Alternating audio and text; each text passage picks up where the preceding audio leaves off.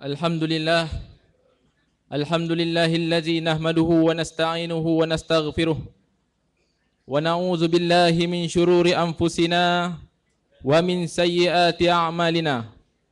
Man yahdihillahu fala mudilla lahu wa man yudlil fala hadiyalah.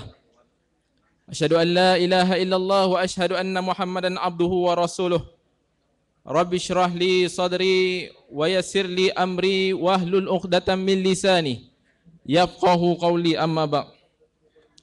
Yang dihormati Ustaz Siddiq Fadil, pimpinan ABIM Wadah PKPAM, pimpinan Kolej Darul Hikmah, muslimin muslimat, hadirin hadirat, Assalamualaikum warahmatullahi wabarakatuh. Mari sama-sama kita mulakan majlis pada malam ini dengan bacaan Ummul Kitab Al-Fatihah.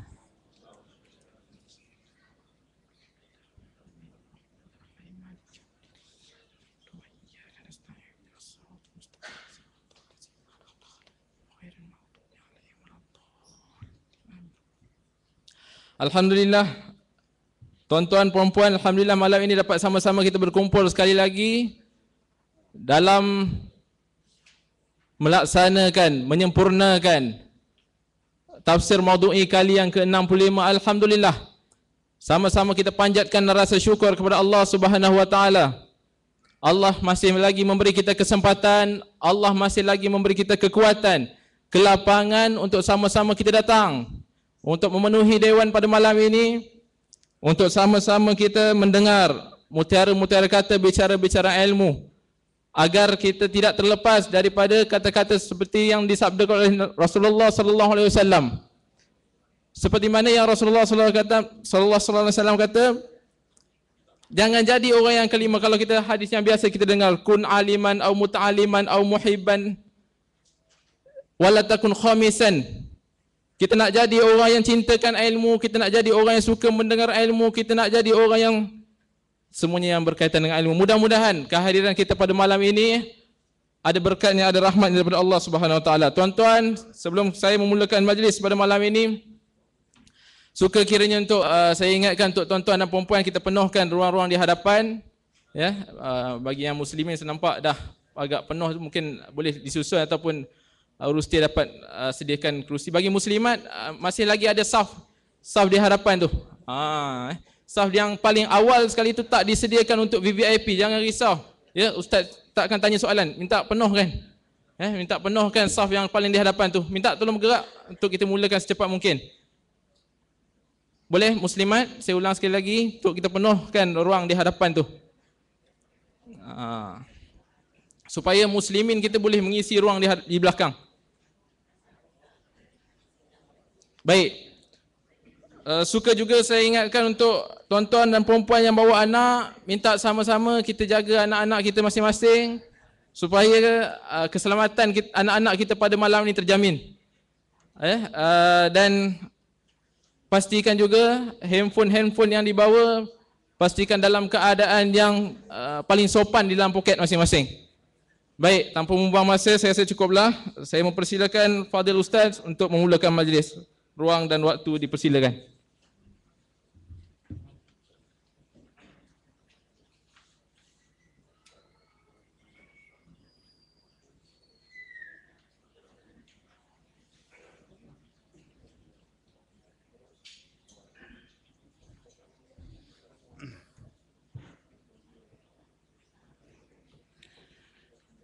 Assalamualaikum warahmatullahi wabarakatuh. Alhamdulillahilladzi anzala alaina al-Qur'an wa 'allamana al-bayan. Wassalatu wassalamu ala sayyidil anam wa ala alihi wa ashabihi al-kiram. Saudara pengurusi, saudara pimpinan dan hadirin hadirat, semoga sekaliannya sejahtera dalam limpahan rahmah dan barakah. Saya ucapkan selamat datang, ahlan wa marhaban atas kesudian menghadiri kuliah tafsir maudhu'i bagi siri yang ke-65.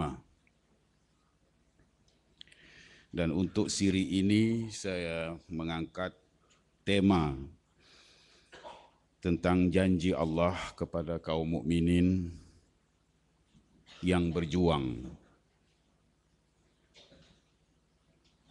Janji Allah yang berupa kemenangan bersyarat.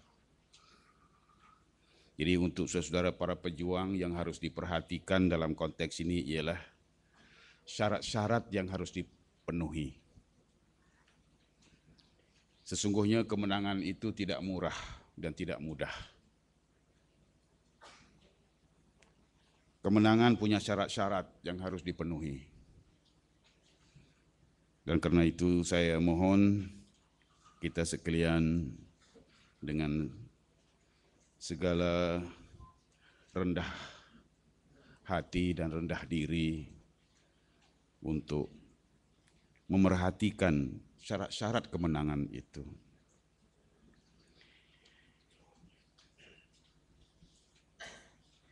Isu ini kita bahas berasaskan ayat-ayat 38 hingga 41 surah Al-Hajj. A'udzu billahi minasyaitonir rajim. Bismillahirrahmanirrahim.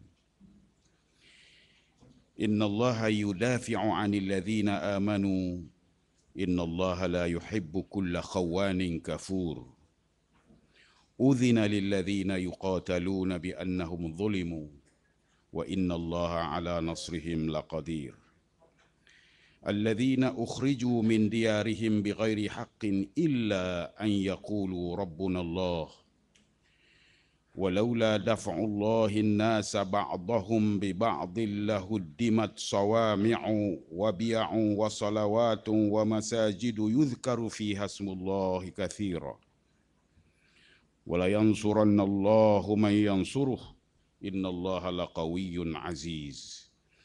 الذين إن مكناهم في الأرض أقاموا الصلاة وآتوا الزكاة وأمروا بالمعروف ونهوا عن المنكر ولله عاقبة الأمور. صدق الله العظيم. Antara yang terkandung dalam ayat-ayat ini ialah izin berperang dan justifikasi peperangan. Karena perang hanya boleh dilakukan kalau justified. Tanpa justifikasi tidak boleh mengisytiharkan perang. Jadi izin perang dan justifikasinya. Dan yang keduanya ialah janji pertolongan Allah dan syarat-syaratnya. Itulah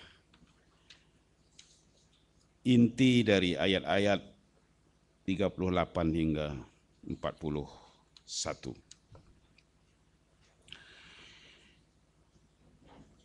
Sebelum kita lihat ayat demi ayat, barangkali bermanfaat kita melihat latar penurunan ayat.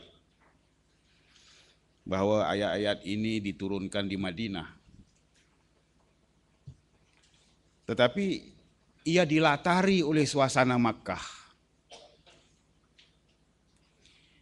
Ketika masih di Makkah sebelum hijrah, umat Islam menjadi golongan minoriti yang lemah ditindas dan dianiaya oleh kaum Quraisy.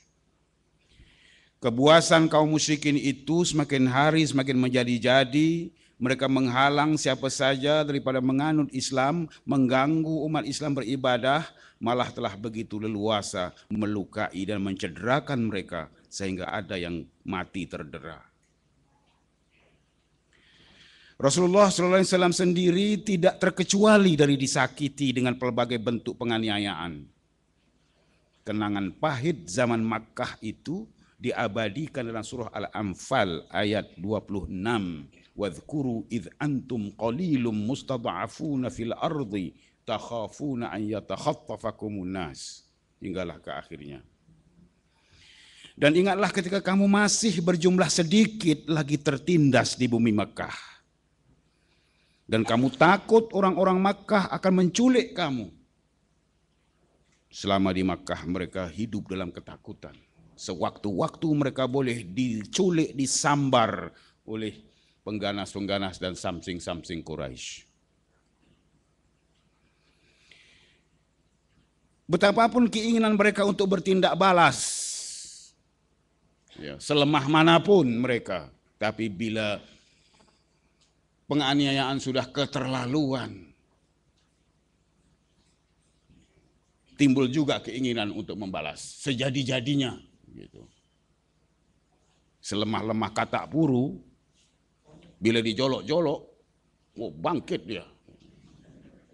Apalagi manusia. Sampai dia tak sadar bahwa dia itu sebenarnya cuma katak.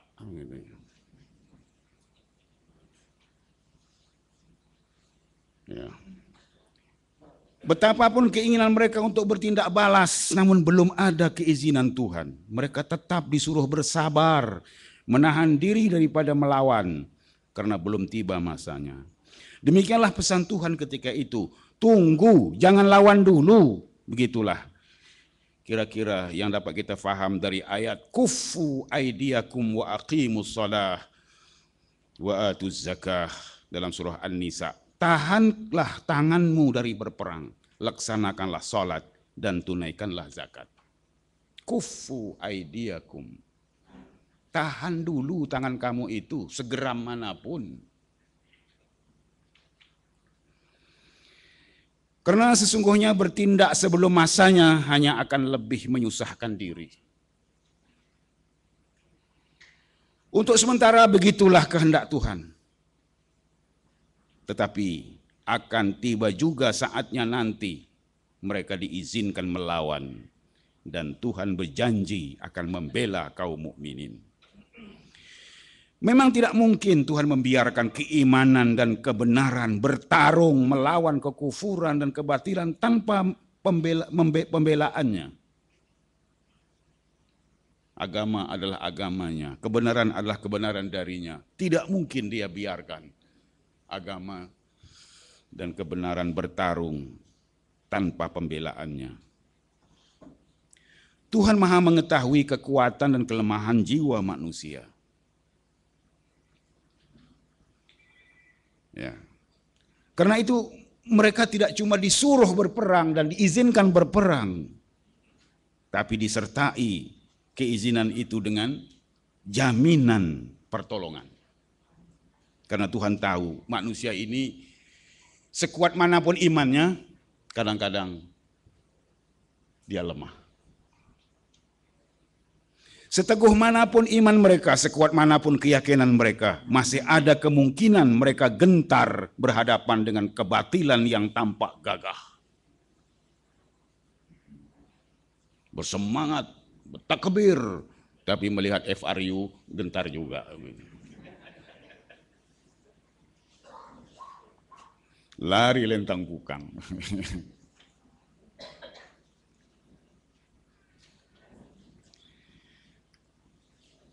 Ya, gentar berhadapan dengan kebatilan yang tampak gagah. Dan masih ada kemungkinan mereka lemah berhadapan dengan kepalsuan yang tampak mempesona. Karena itu, sebelum mereka diizinkan mengangkat senjata, Tuhan mengumumkan komitmen pembelaannya. Memang Tuhan tidak menghendaki kaum mukminin tertindas dan terdera. Kecuali hanya untuk sementara. Selama tempoh bersiap untuk melawan, sementara bersedia untuk berjuang dan berjihad. Pengumuman pembelaan ilahi itulah yang termuat dalam ayat 38. Innallaha yudafi'u 'anil ladzina amanu, innallaha la yuhibbu kulla khawanin kafur. Sesungguhnya Allah membela orang-orang yang beriman. Itulah janji pembelaan. Janji pembelaan yang memakai kata yudafi'u. Innallaha yudafi'u. Memakai kata yudafi'u. Sirah mufa'alah. Imma lil mubalaghah fi daf'i. Au lid dilalati ala takarrurihi. Menggunakan kata yudafi'u dalam bentuk mufa'alah yang berarti penekanan yang sungguh-sungguh. Suatu jaminan dengan penekanan yang sungguh-sungguh. Jadi kata yudafi'u adalah kata yang sangat forceful.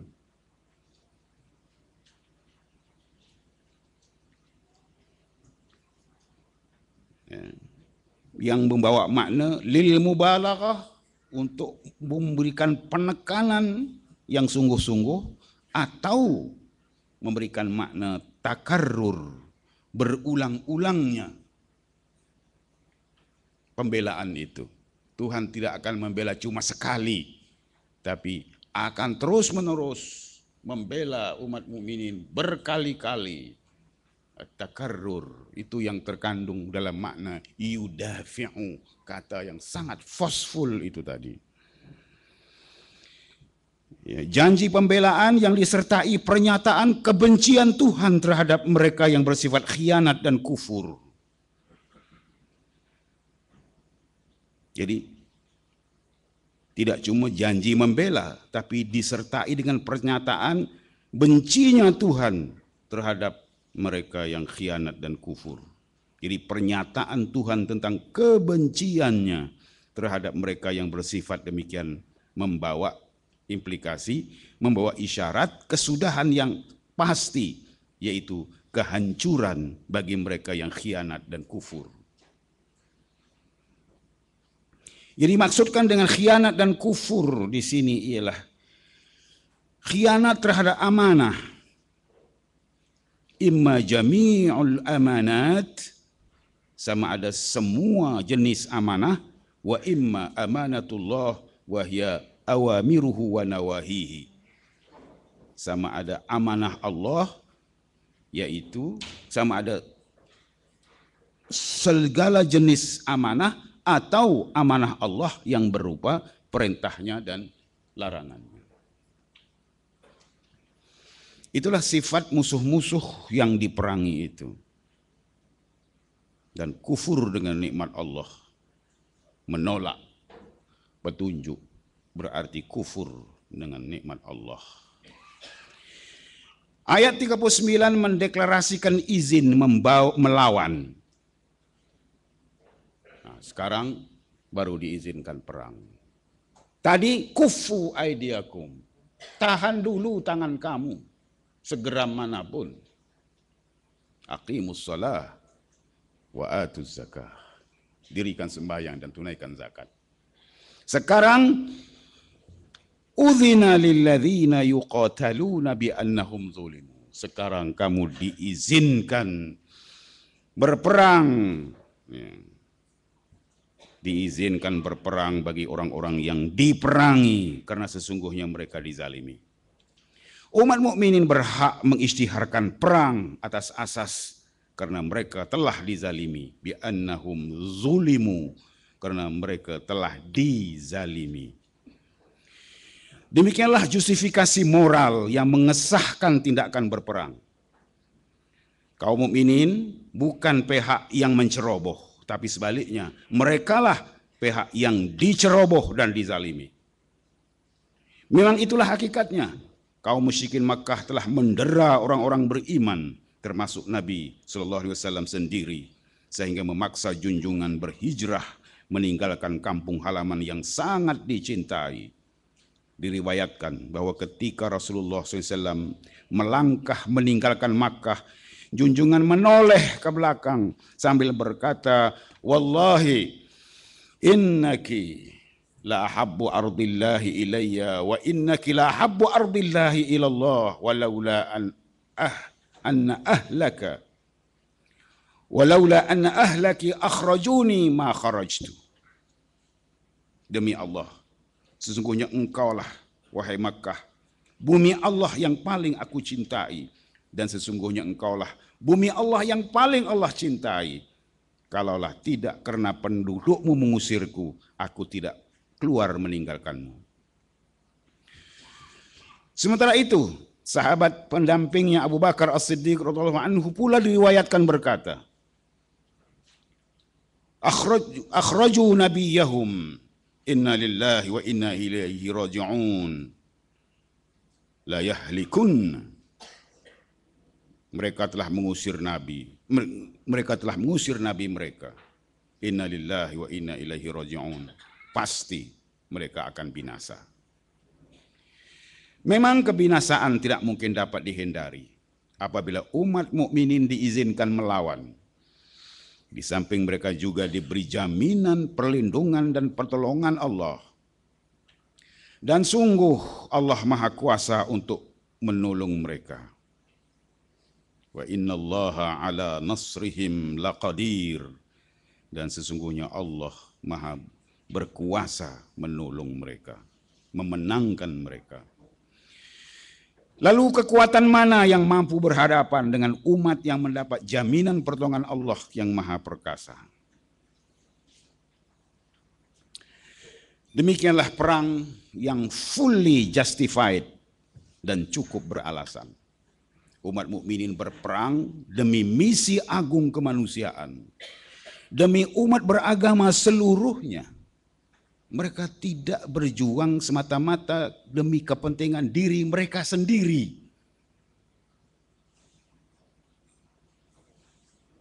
Mereka tidak berjuang demi kepentingan kaum atau ras, tapi demi misi agung kemanusiaan, demi umat beragama seluruhnya, tidak cuma demi umat Islam, tapi umat beragama seluruhnya. Demi kebebasan berakidah dan kebebasan beribadah. Selain itu, mereka juga bangkit demi hak kaum teraniaya untuk bertindak balas membela diri. Jadi itulah rumusan perjuangan generasi awal umat Islam yang mendapat jaminan pertolongan dari Allah itu. Bahwa perjuangan mereka adalah perjuangan demi kemanusiaan, perjuangan demi umat beragama seluruhnya, demi prinsip berakidah, kebebasan berakidah dan kebebasan beribadah. Mereka bukan pejuang-pejuang resist, tapi pejuang-pejuang kemanusiaan.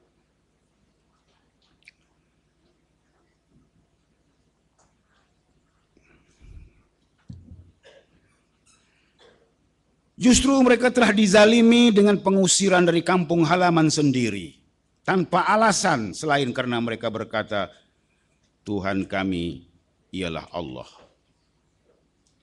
Mereka diusir dari kampung halaman sendiri, for no reason other than that they worship the one true God.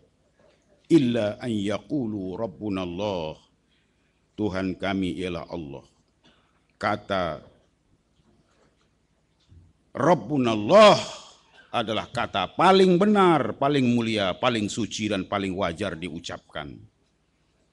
Tapi kata-kata itu pula yang menjadi alasan untuk mengusir mereka. Mengusir orang semata-mata karena pendirian yang diekspresikan lewat kata-kata tersebut jelas suatu kezaliman yang mutlak tanpa ragu, beyond reasonable doubt. Mereka diusir semata-mata karena akidah, bukan karena sebab-sebab lain yang melibatkan kepentingan pribadi atau perebutan harta duniawi. Peperangan bagi umat mukminin adalah murni demi prinsip asasi bahwa akidah wajib dilindungi dan dipertahankan.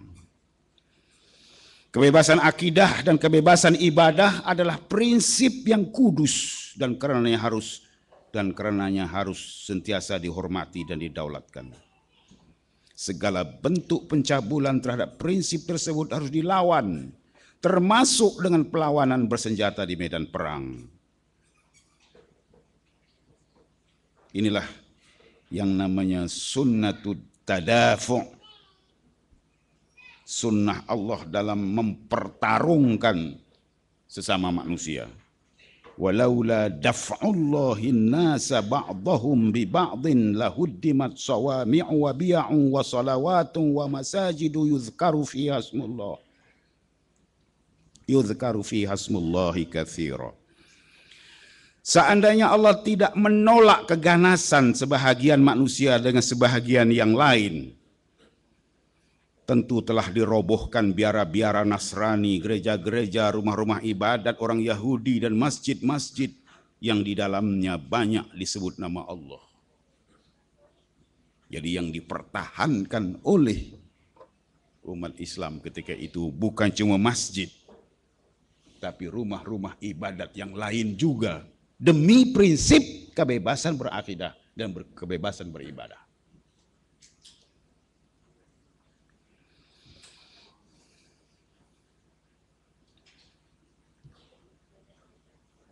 Demikianlah cara Allah mencegah pencabulan terhadap kesucian prinsip kebebasan berakidah dan beribadah yang disimbolkan dengan tempat-tempat beribadat.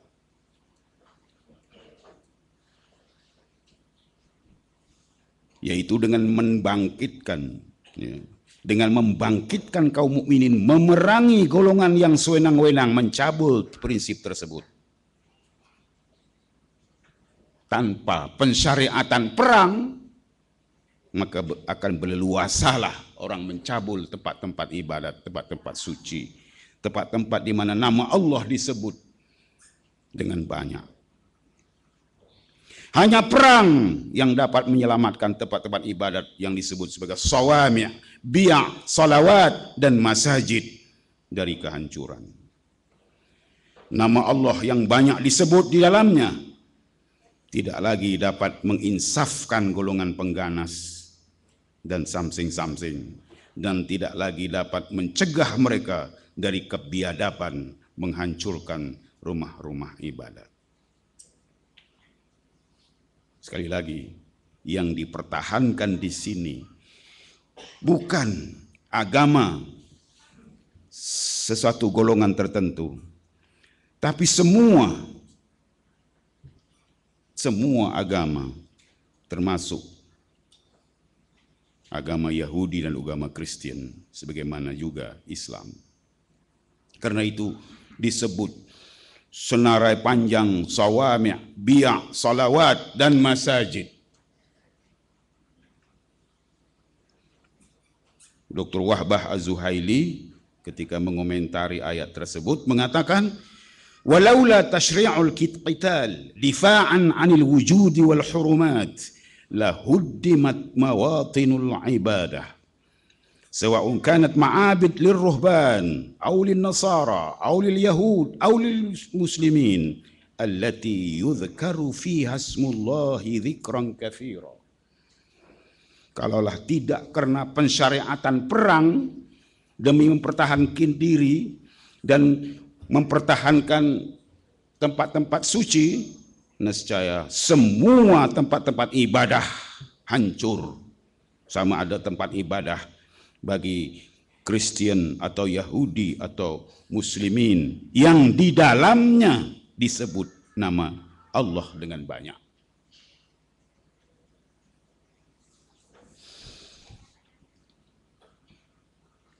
Umat mukminin harus berperang demi agama.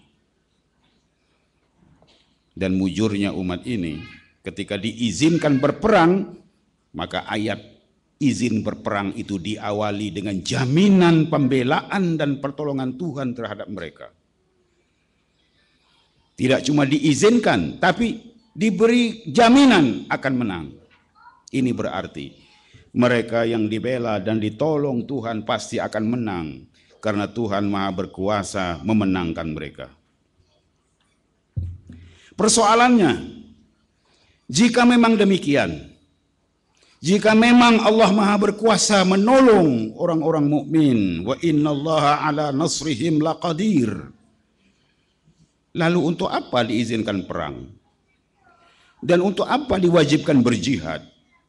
Bukankah Tuhan Maha perkasa melindungi agamanya tanpa memerintahkan umat mukminin berperang, menyabung nyawa dan mengalami derita, cedera, luka, malah ramai yang gugur di medan tempur? Memang Allah Maha berkuasa melaksanakan kehendaknya, membinasakan musuh-musuh agamanya tanpa susah payah, tanpa menumpahkan walau setitik darah kaum mukminin kalau Tuhan mau. Kalau Tuhan mau, Tuhan tak payah suruh orang Islam perang. Tuhan tangani sendiri dengan keperkasaannya. Kalau Tuhan mau. Tapi Tuhan tidak mau begitu. Tentu ada hikmah sebab tersirat di sebalik perintah berperang. Bahwa Tuhan tidak menginginkan agama ini didukung oleh orang-orang malas. Mereka yang hanya ingin bersantai, yang merasa cukup dengan mendirikan salat dan membaca Alkitab, serta menadah tangan ke langit ketika menghadapi bahaya pencerobohan.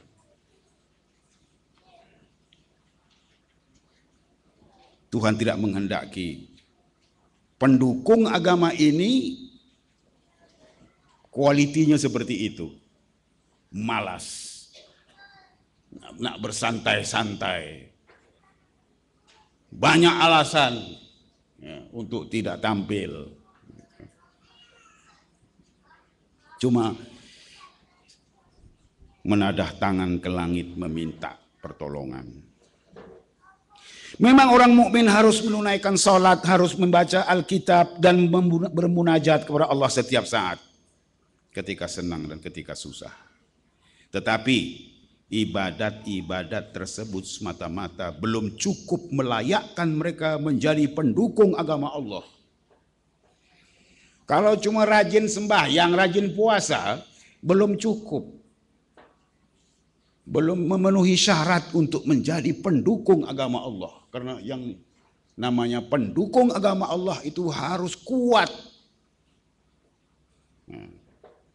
Harus punya daya lawan yang tinggi. Harus cergas, harus berani. Apalagi saya coba untuk tidak menggunakan perkataan perkasa.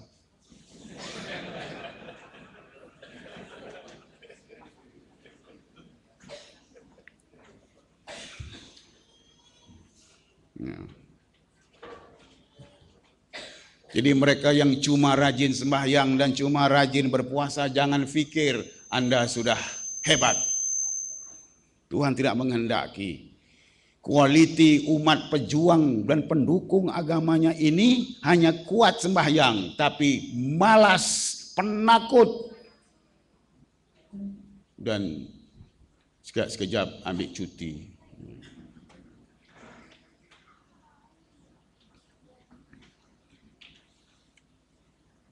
Banyak sangat komplainnya, migrain lah, gout lah,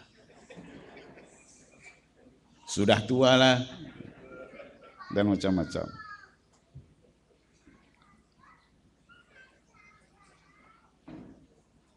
Ibadat-ibadat tersebut hanyalah sebahagian daripada bekalan yang perlu disiapkan sebagai kekuatan tambahan untuk mengharungi medan perjuangan. Senjata fizikal harus sepadan dengan senjata musuh, sementara takwa adalah senjata spiritual yang hanya ada pada kaum mukminin. Jadi takwa sebagai senjata spiritual itulah sebenarnya faktor kemenangan. Sebab dari segi faktor-faktor lain hampir sama, senjata sama jenisnya.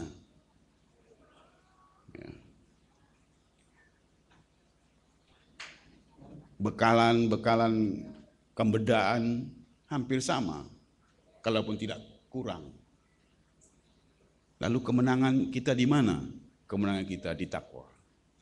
Kalau itu pun kita tidak ada, maka lambat lagi lah janji Tuhan akan terlaksana. Karena Tuhan masih akan menunggu sampai umat Islam memenuhi syaratnya.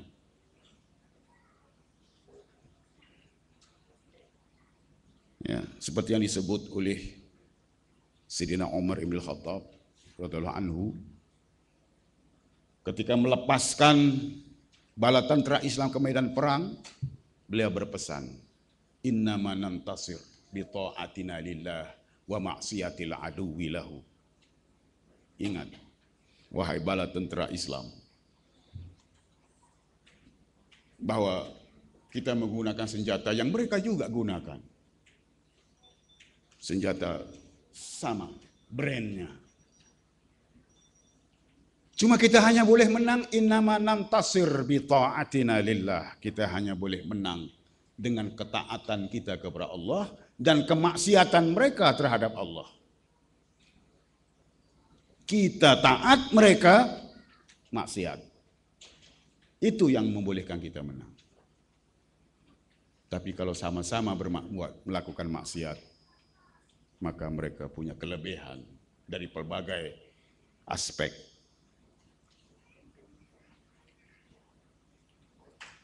Demikianlah kehendak Allah, bahwa pembelaan dan pertolongannya tersalur menerusi daya lawan kaum mukminin.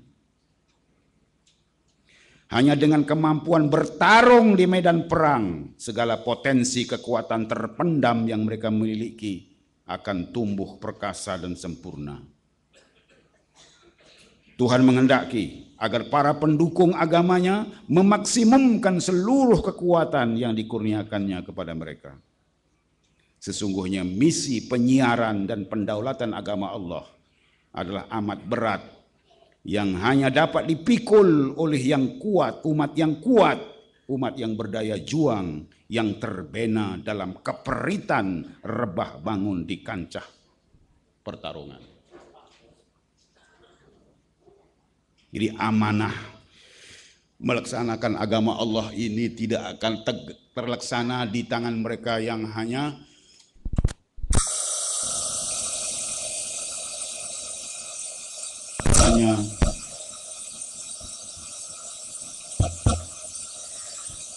amanah menegakkan agama Allah ini tidak akan tegak di tangan mereka yang disebut oleh orang PA, orang yang suka bersejuk di bilik-bilik berhawa dingin.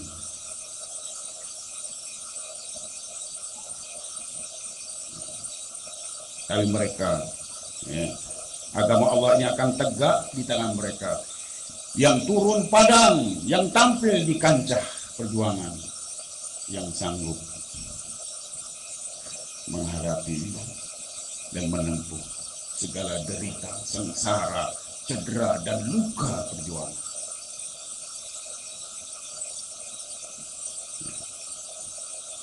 Karena itu kekuatan tentara Islam di zaman silam tidak sangat karena training college ketenteraan misalnya. Mereka tak ada pun college tentera, maktab tentera di Madinah. Tapi yang menjadikan mereka kuat dan berdaya saing dan punya daya tahan ialah apa yang disebut sebagai tarbiyah sohrawiyah, pendidikan padang pasir yang perit. Jadi keperitan hidup di padang pasir itu yang menjadikan mereka gagah dan punya daya lawan dan daya saing. Saya tidak tahu kualiti pejuang-pejuang dakwah masa kini yang lebih banyak menghabiskan masa di kamar-kamar berhawa dingin dan takut berpanas dan tak sanggup untuk bersusah payah.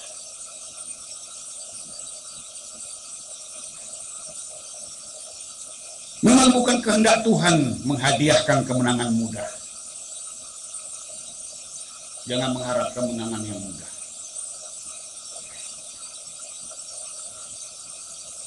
Jangan mengharap kemenangan yang mudah. Justru kemenangan mudah dan segera yang dihadiahkan tanpa susah payah kepada orang-orang yang berbudaya santai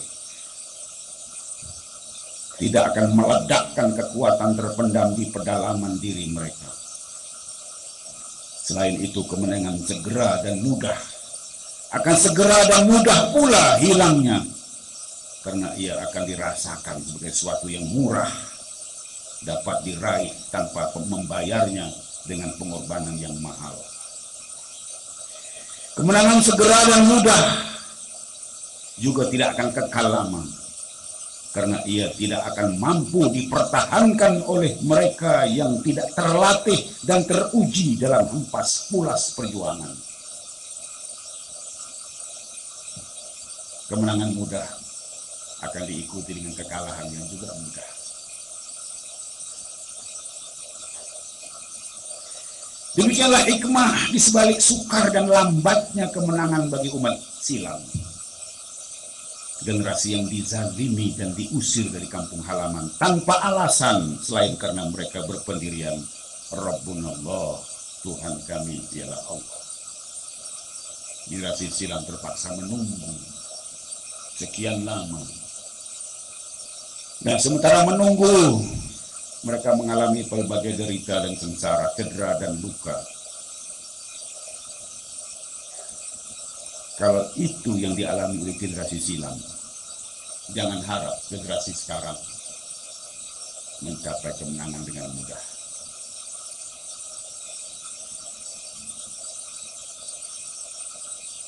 Karena itu, kemenangan selalu tertangguh. Kemenangan selalu tertangguh. Entah berapa lama tertangguh, tidak tahu. Entah 4 tahun, entah 5 tahun. Dalam tafsir Az-Zilalnya, Said Qutb menyenaraikan kemungkinan-kemungkinan yang menyebabkan tertangguhnya kemenangan bagi kaum mukminin. Mengapa kemenangan kadang-kadang atau seringkali tertangguh? Kita sangat mengharap untuk mencapai kemenangan secepat-cepatnya. Kesana sini kita menjerit ini kalilah.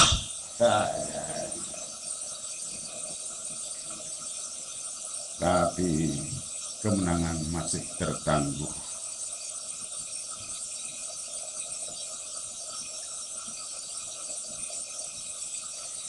Antara yang disebut oleh Said Qutb kemenangan tertangguh karena persediaan umat mukminin belum cukup matang. Belum cukup matang. Kita saja yang merasa sudah cukup bersedia. Pantang ditanya oleh pemerintah, kita sudah siap lama. Sebenarnya belum apa-apa.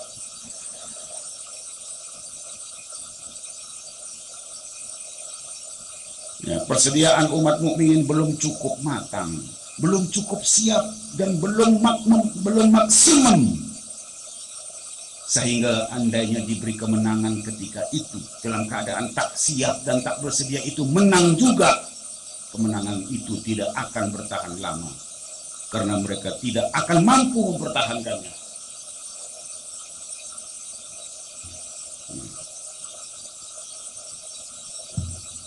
Mereka tak akan mampu mempertahankannya karena mereka ketika menang pun mereka tak siap. Orang yang tak siap untuk menang takkan siap untuk mempertahankan kemenangan. Ya. Belum cukup matang, masih terdapat kelemahan di sana sini. Tidak ada disiplin, tidak ada pelatihan perkaderan. Ya. Tidak ada tarbiyah. Kalau ada pun indoktrinasi supaya jadi angkuh dan tertutup, itu bukan tarbiyah. Kemudian kemenangan tertangguh karena umat mukminin belum mencurahkan seluruh tenaga keupayaannya dan belum mengorbankan segala yang dimilikinya. Sehingga tidak seharusnya dia mengorbankan segala-gala sehingga tidak tersisa lagi sesuatu yang berharga. Sehingga semua yang ada, yang mahal dan yang murah telah diserahkan untuk membiayai perjuangan di jalan Allah.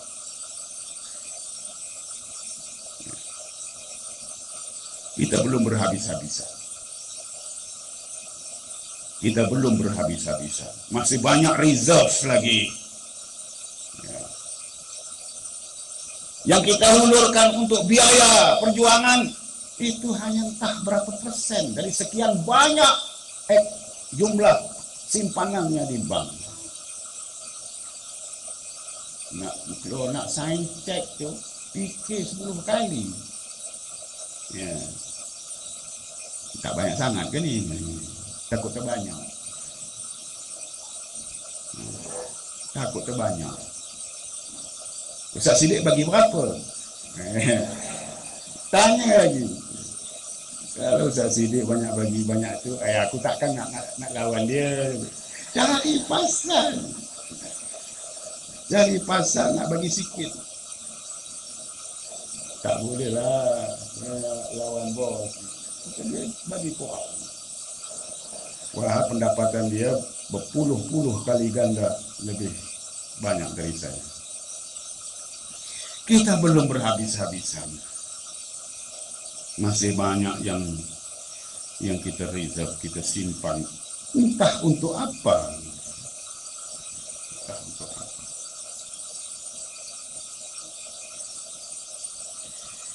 Kemenangan tertangguh sehingga umat mukminin menggunakan kekuatan terakhirnya, last weapon. Lalu dengan begitu mereka menginsafi bahwa pertolongan Allah, bahwa tanpa pertolongan Allah kekuatan mereka semata-mata tidak akan membawa kemenangan. Supaya para pejuang mukminin ini tidak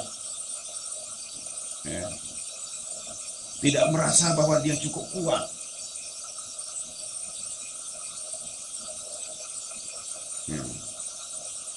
Mengagumi kekuatan diri sendiri. Sesungguhnya kemenangan akan dikurniakan setelah mereka menggunakan kekuatan terakhir dan kemudiannya menyerahkan segalanya kepada Allah.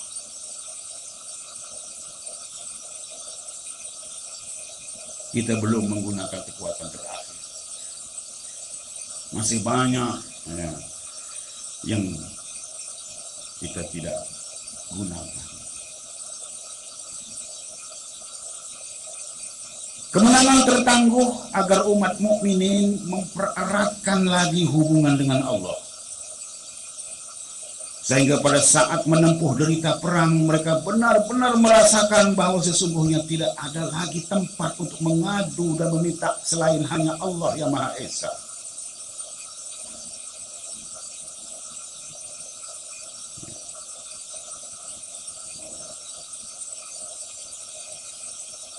Kita belum cukup melakukan takarrub kepada Allah.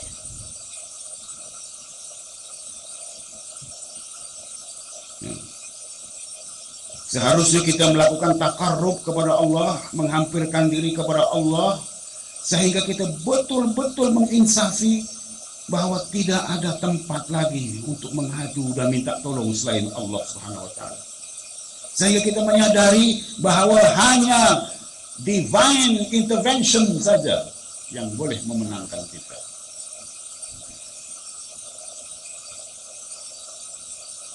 Kalau nak menang pun karena divine intervention, karena campur tangan dari langit. Kekuatan kita tak seberapa. Kita harus menginsafinya begitu. Sesudah berhabis-habisan.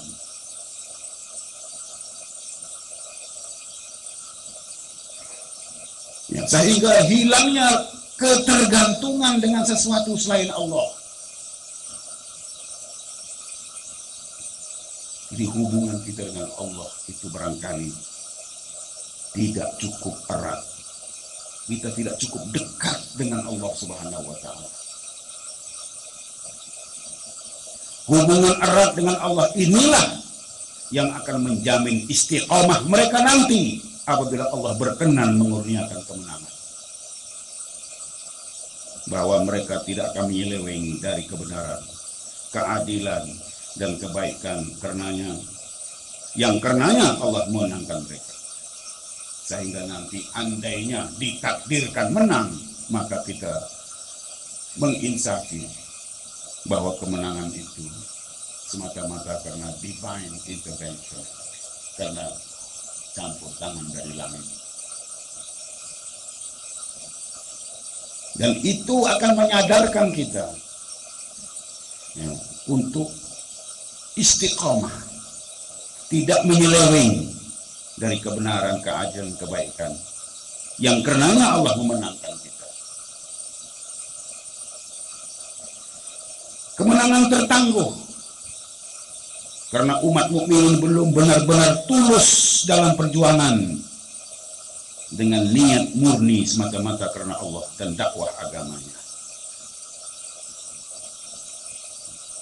Entah apa nawaitunya ketika dia masuk ke medan perjuangan. Barangkali kita belum benar-benar tulus dalam perjuangan dengan niat murni semata-mata karena Allah dan dakwah agamanya. Mungkin masih ada dalam kalangan mereka yang berjuang karena motif-motif lain yang tidak murni. Mungkin untuk meraih kepentingan tertentu. Mungkin karena dorongan emosi marah semata-mata. Atau mungkin untuk mencari gelema sebagai jago pertarungan atau lain-lainnya. Ingin dipanggil yang berhormat. Ingin disebut sebagai the giant killer. Karena itu dia pilih lawan yang hebat-hebat. Sedangkan Allah menghendaki agar setiap orang berjuang semata-mata karenanya dan di jalannya. Ya, berjuang di jalannya. Di jalan Allah. Bila sebut pasal berjuang dan mati di jalan Allah, ada orang menyebut mat rempit sekarang ini, ramai yang mati di jalan yang lurus.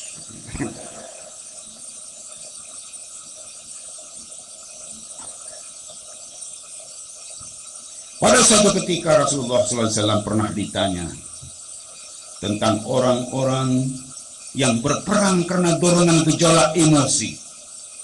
Seorang lagi berperang untuk mempamerkan keberanian, dan seorang yang lain berperang untuk menonjol-nonjolkan diri. Siapakah di antara mereka yang berjuang di jalan Allah? Rasulullah SAW menjawab, siapa yang berjuang agar kalimat Allah terjulang tinggi, litakuna kalimatullahi hiyal ulya, dialah yang berjuang di jalan Allah. Jadi perjuangan harus didasari niat yang tulus semata-mata karena Allah, demi agamanya, demi dakwah agamanya. Inilah yang memerlukan kita menjalani tarbiyah kerohanian, tarbiyah ruhiyah seintensif mungkin. Karena sewaktu-waktu kita boleh menyimpang dari niat lillahi ta'ala. Jangan terlalu yakin. Jangan terlalu yakin diri bahwa kita berjuang selamanya lillahi ta'ala. Sewaktu-waktu dulu kita boleh menyimpang dari niat yang tadinya betul-betul lillahi ta'ala. Coba bayangkan mereka yang berjuang bersama Rasulullah SAW dalam perang Uhud misalnya. Mereka berjuang bersama Rasulullah SAW di bawah pimpinan junjungan Sallallahu Alaihi Wasallam, di bawah arahan Rasulullah SAW, dan telah dididik oleh Rasulullah SAW sekian lama. Tapi dalam menghadapi kenyataan perang, ya, ramai yang lupa niat,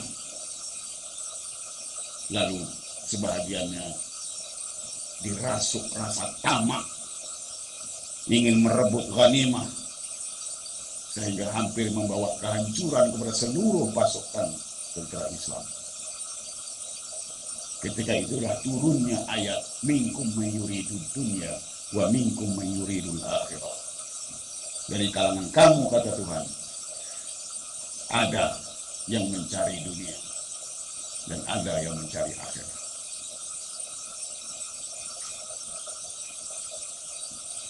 Ibnu Mas'ud ya radhiyallahu anhu dikatakan berkata tentang ayat ini, tentang ayat Ali Imran, minkum man yuridud dunya wa minkum man yuridul akhirah, di kalangan kamu ada yang mencari dunia dan ada yang mencari akhirat. Dikatakan Ibnu Mas'ud mengatakan, ma kuntu ara anna ahada min ashabi Rasulillah sallallahu alaihi wasallam yuridud dunya. Aku tak terfikir, tak tergambar sama sekali bahwa ada di kalangan sahabat-sahabat Nabi yang mencari dunia. Itu sahabat Nabi. Kata Ibnu Mas'ud, aku tak terfikir, tak tergambar ada di kalangan sahabat-sahabat Nabi yang mencari dunia. Di tengah kancah peperangan jihad fisabilillah. Hatta nuzila fina yauma Uhud minkum man yuridu dunya wa minkum man yuridu akhirah. Aku tak tergambar sehinggalah turun ayat minkum man yuridu dunya wa minkum man yuridu akhirah. Di kalangan kamu ada yang mencari dunia dan ada yang mencari akhirat pada hari Uhud. Turun ayat ini baru dia terduduk dan tersandar. Rupanya memang ada di kalangan sahabat Nabi yang mencari dunia. Di bawah panji-panji perjuangan jihad, di tengah gema Allahu Akbar, mereka mencari dunia. Di bawah pimpinan Nabi sallallahu alaihi wasallam sendiri. Lalu bagaimana? Siapa kita? Lalu siapa kita untuk terlalu merasa yakin bahwa kita berjuang semata-mata karena Allah dan istiqomah dalam semua keadaan. Sewaktu-waktu kita boleh menyimpang, sewaktu-waktu kita boleh menyeleweng. Karena itulah perlunya ya, pendidikan, perlunya tarbiyah bagi seluruh kader perjuangan, terutama sekali tarbiyah rohiyah, tarbiyah kerohanian. Kemenangan tertangguh karena masih ada sisa kebaikan pada pihak musuh yang diperangi. Ya. Yang ada pada musuh adalah keburukan-keburukan dan kemusukan-kemusukan. Tapi mungkin ada masih tersisa sedikit kebaikan.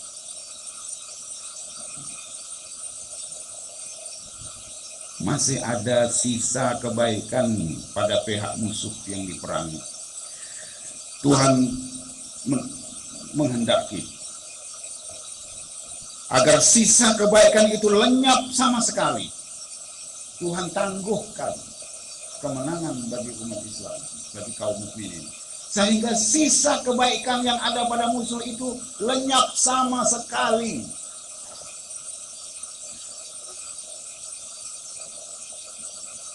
Dan hanya tinggal kejahatan sepenuhnya. Barulah akan ditimpakan kehancuran total tanpa ada sisa kebaikan yang turut terkorban. Kalau mereka dihancurkan, maka yang akan hancur tidak cuma keburukan, tapi juga sisa-sisa kebaikan. Karena itu Tuhan tangguh. Tuhan tangguh sehingga sisa kebaikan itu sudah tidak ada lagi. Yang ada tinggal keburukan sepenuhnya. Itu juga mungkin salah satu faktor tertangguhnya kemenangan. Kemenangan tertangguh karena kebatilan yang diperangi itu belum terdedah sepenuhnya di mata khalayak massa. Belum terdedah sepenuhnya. Ya, kebatilan memang kebatilan yang harus diperangi, tapi belum terdedah sepenuhnya di mata khalayak massa. Masih ada khalayak yang belum melihat dan belum mampu melihat kebatilan itu.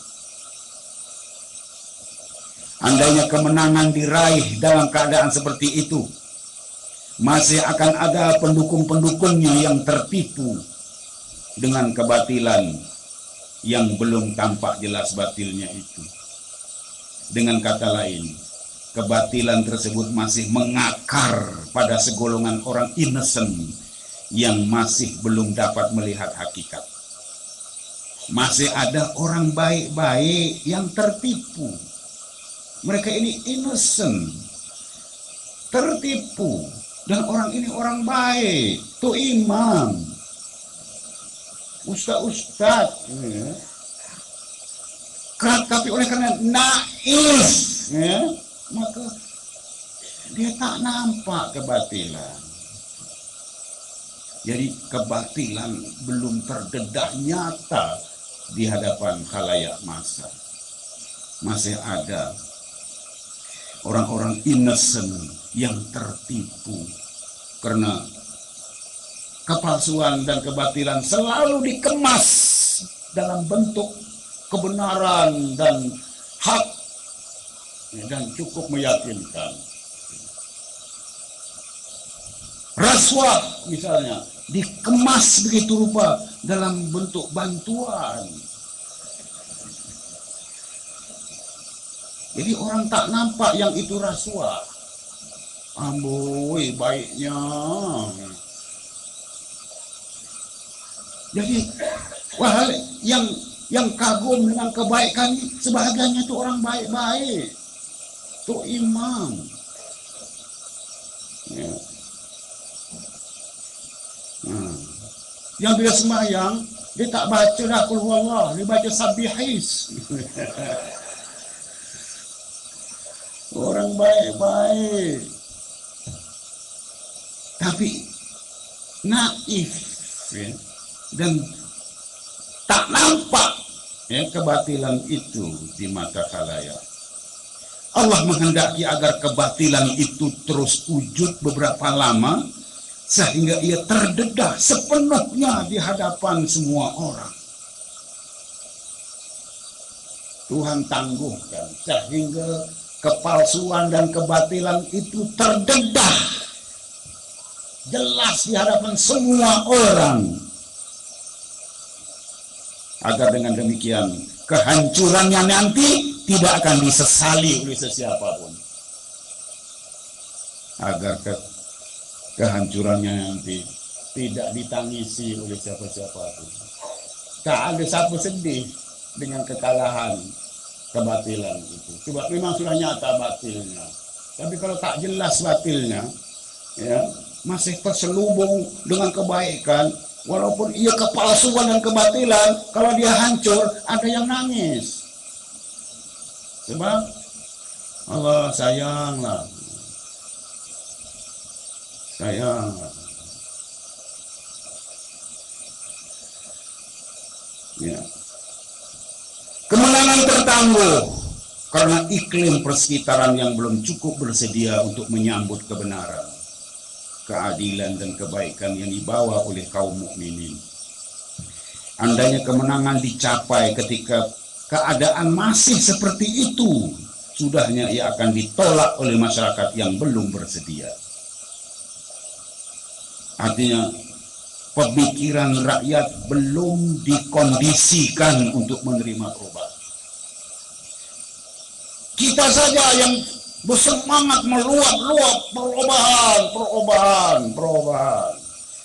Tapi rakyat belum terkondisi, pemikiran rakyat belum terkondisi untuk menerima perubahan. Rakyat masih mau pertahankan.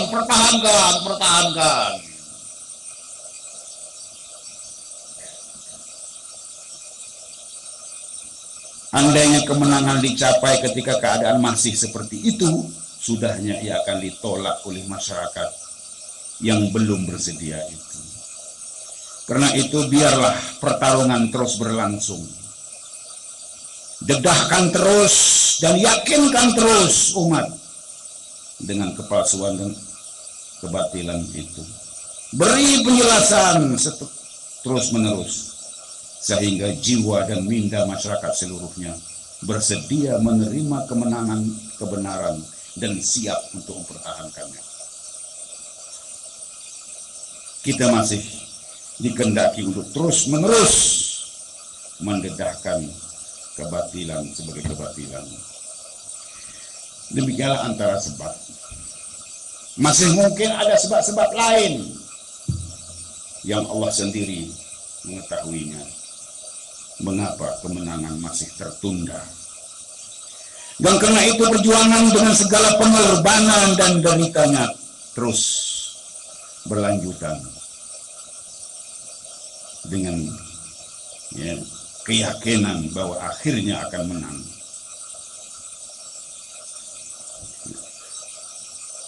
Jadi perjuangan dengan segala pengorbanan dan derita sengsaranya harus terus berlanjutan. Terus berjuang, terus berkorban, terus siap untuk menghadapi derita, luka dan cedera dengan keyakinan akan sampai saatnya Allah memberikan kemenangan. Kemenangan hanya tertangguh.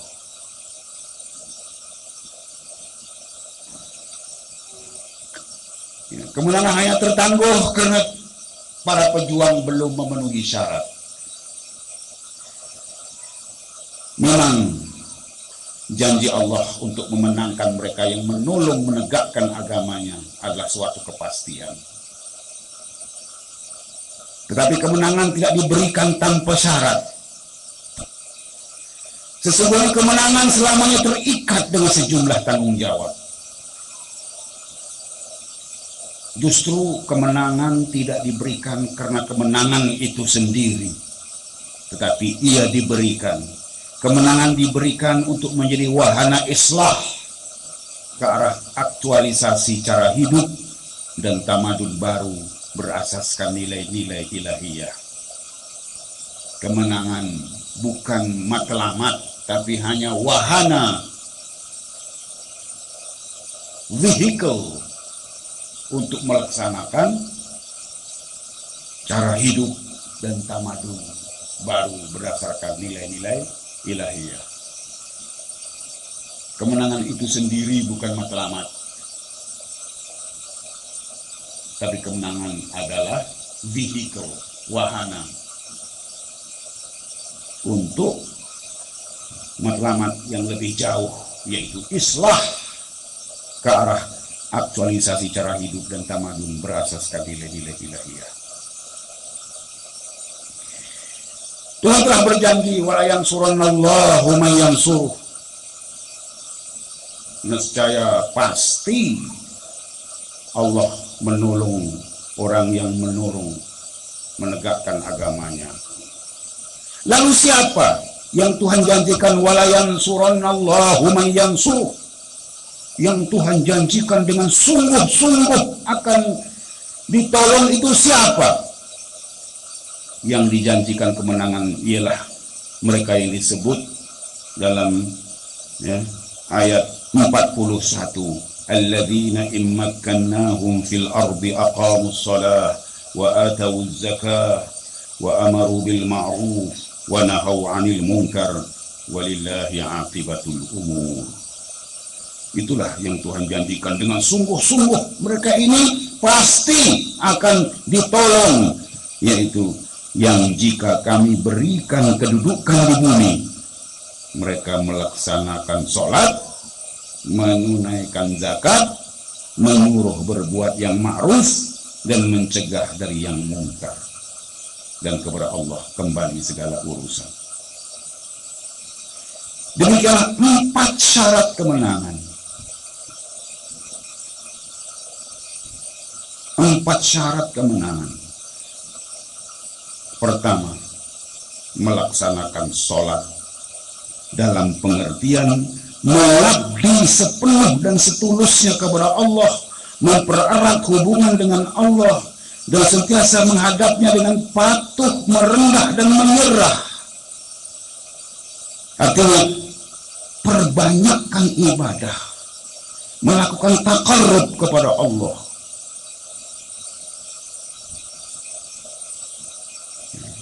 Tidak cukup cuma salat fardu. Perbanyakkan ibadah dengan salat sunat, tasbihnya, tahajudnya, dan sebagainya. Memelihara hubungan dengan Allah. Sentiasa memelihara hubungan dengan Allah. Itu syarat pertama. Salat tidak cuma sembahyang, tapi itu simbol pengabdian kepada Allah. Salat yang kadang-kadang disebut dengan disimbolkannya ruku atau sujud.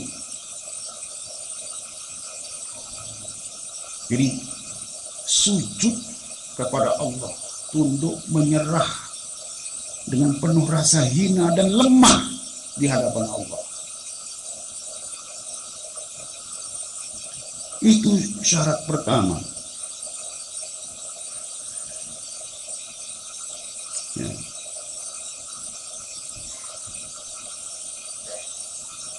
Sembahyang selalu disimbolkan dengan sujud.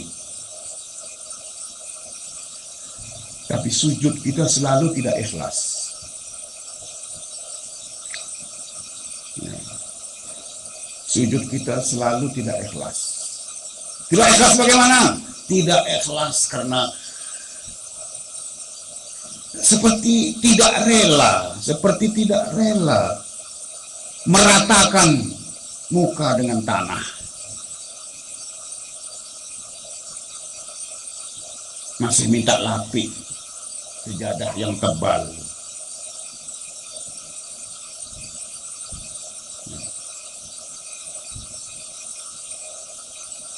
Saya lihat Saudara Suwardi bila terpandang wajahnya, terlintas nak baca puisi. Seorang penyair, budayawan, Kiai Mustafa Bisri menulis sebuah sajak tentang sujud. Puisi tentang sujud. Ini ada kaitan dengan aqamus shalah tadi. Syarat pertama aqamus shalah, dirikan sembahyang. Bukan cuma dirikan dalam arti menunaikan sembahyang. Sebab kalimah yang dipakai adalah